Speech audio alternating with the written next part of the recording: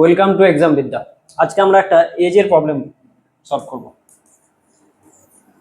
একদম শর্টকাটে করব। হ্যাঁ, কোনো ইকুয়েশন কিচ্ছু করতে যাব না, ঠিক আছে? কোশ্চেনটা পজ করে তোমরা একবার পড়ে নিও। এবার বলেছে পিতার বয়সটা তার 3 ছেলের বয়সের সমষ্টির 4 গুণ হচ্ছে, ঠিক আছে? আর ওই বর্তমান বয়সটাই চেয়েছে। এবার যেহেতু বলেছে 4 গুণ হচ্ছে, তাহলে 3 ছেলের বয়স যদি যে কোনো সমষ্টিটা যে কোনো কিছু যে কোনো একটা নাম্বার হলে তার 4 গুণ হবে পিতার বয়স। তার মানে পিতার বয়স সবসময় 4 দিয়ে বিভাজ্য হবে। বাস হয়ে গেল অ্যান্সার। এবার এটা বাদ চলে গেল, এইটা বাদ চলে গেল, কিন্তু দেখো ফেঁসে গেলাম, তাই না? এইটাও 4×14 = 56, এটাও 4×15 = 60। এবার দুটো অপশনে এসে গেল, ঠিক আছে? কিন্তু তাও আর অত ইকুয়েশন করতে যাবো না, ঠিক আছে? এবার রিভার্স করে যাব, অপশন থেকে যাব, ঠিক আছে?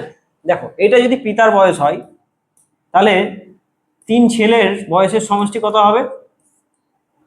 4 ভাগ হবে, ঠিক আছে? 15 বছর।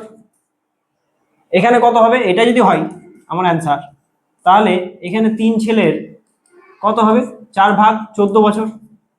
এবার আরেকটা যেটা কন্ডিশন আছে ওটা একবার মিলিয়ে দেখে নেবো। বাস দেখো 6 বছর পরে পিতার বয়স কত? 66 বছর হবে।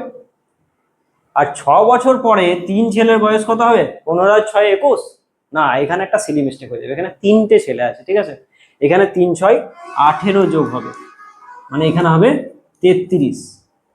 এই যে এখানে দেখো 2 গুণ হচ্ছে, তাহলে কন্ডিশন স্যাটিসফাইড, এটাই আমার অ্যান্সার, ঠিক আছে? এটা দেখো হবে না, এটা দেখো হবে না। এটা যদি 18 যোগ করি এটা 32 আসবে, আর এটা 62 আসবে। 32 দুগুণ হয় 64, এটা তাহলে হবে না।